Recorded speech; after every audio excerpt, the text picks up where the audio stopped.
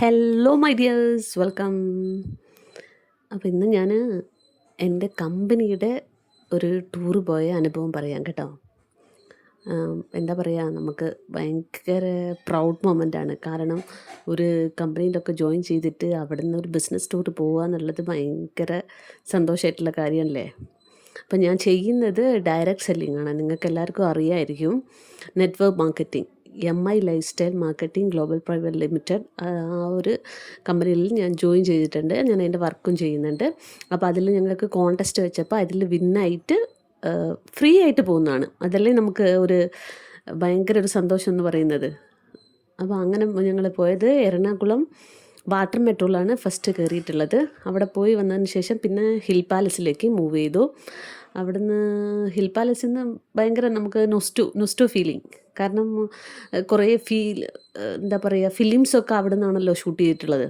അപ്പോൾ അതുകൊണ്ട് നമുക്കത് ആ ഒരു പ്ലേസൊക്കെ കാണുമ്പോൾ നമുക്ക് റിസംബ്ലൻസസ് വരും. കാരണം ഈ പടം ഇവിടെയാണല്ലോ ഷൂട്ട് ചെയ്തത്, ഈ ലൊക്കേഷനാണല്ലോ കണ്ടത് എന്നുള്ള ഓരോരോ ഓർമ്മകൾ. അങ്ങനെ ഞങ്ങളിതാ ഹിൽ പാലസിലേക്ക് ഉള്ളിലേക്ക് എൻട്രിക്ക് വേണ്ടിയിട്ട് പോവുകയാണ്. അവിടെ എന്താ പറയുക, നല്ലൊരു ഫീലിംഗ് ആയിരുന്നു. അതിൻ്റെ ഉള്ളിൽ പിന്നെ നോട്ടലോടാണ്. ഫോട്ടോസ് ഓക്കെ, പക്ഷേ വീഡിയോ ഒക്കെ നോട്ടലോടാണ്. അപ്പോൾ ഞങ്ങളവിടെ കയറി തന്നെ ആദ്യം തന്നെ നമ്മുടെ ചെരുപ്പുകളൊക്കെ പുറത്ത് നിക്ഷേപിച്ചതിന് ശേഷം മാത്രമേ ഉള്ളിലേക്ക് പ്രവേശനമുള്ളൂ. അപ്പം ഞങ്ങൾ ഉള്ളിലൊക്കെ പോയി നല്ല പോലെ കണ്ടു. മോസ്റ്റ് പ്രൗഡ് മൊമെൻ്റ് എന്ന് പറയുന്നത് എനിക്കൊരു ബിസിനസ് ടൂർ അച്ചീവ് ചെയ്യാൻ പറ്റി എന്നുള്ളതാണ് എന്നെ സംബന്ധിച്ചിടത്തോളം എനിക്ക് ഏറ്റവും വലിയ കാര്യം എന്ന് പറയുന്നത്.